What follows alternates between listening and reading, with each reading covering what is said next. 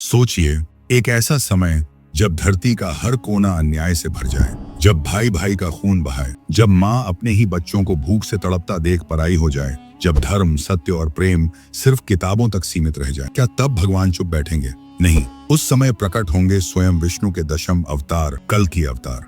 आज मैं आपको सुनाऊंगा वो कथा जो बताती है कि जब कलयुग अपने चरम पर पहुंचेगा, तब इस धरती पर कैसा होगा अंत और कैसा होगा एक नए युग का आरंभ।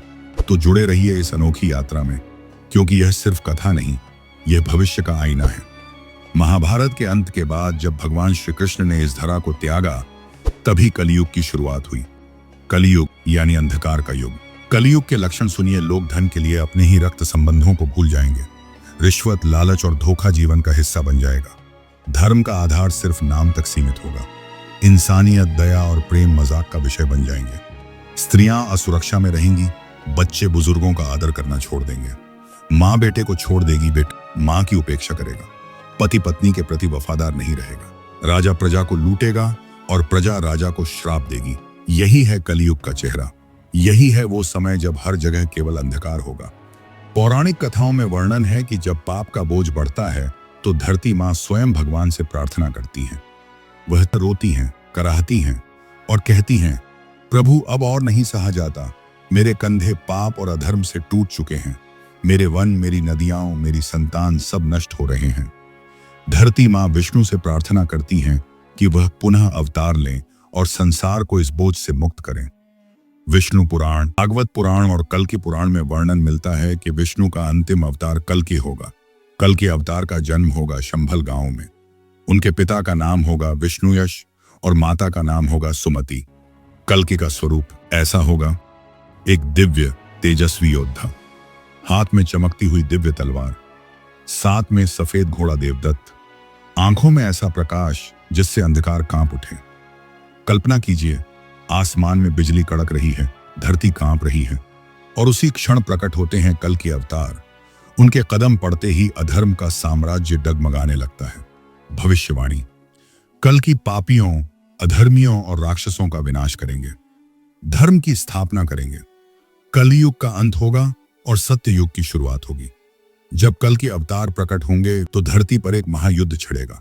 जहां जहां अधर्म का बोलबाला होगा, वहां वहां उनकी तलवार से न्याय बरसेगा। पापी राजा, अत्याचारी और निर्दयी सब नष्ट हो जाएंगे। युद्ध का दृश्यात्मक वर्णन, आसमान में आग, धरती पर रक्त की नदियां, अधर्मी सेनाएं कांप उठेंगी। कल्कि की एक एक वार से अंधकार मिटेगा और जब यह महायुद्ध समाप्त होगा तो धरती फिर से पवित्र हो जाएगी। वृक्षों में हरियाली लौट आएगी, नदियां निर्मल हो जाएंगी। लोग सत्य, धर्म और प्रेम का पालन करेंगे और फिर आरंभ होगा सत्य युग, जहां हर जगह शांति और आनंद का वास होगा।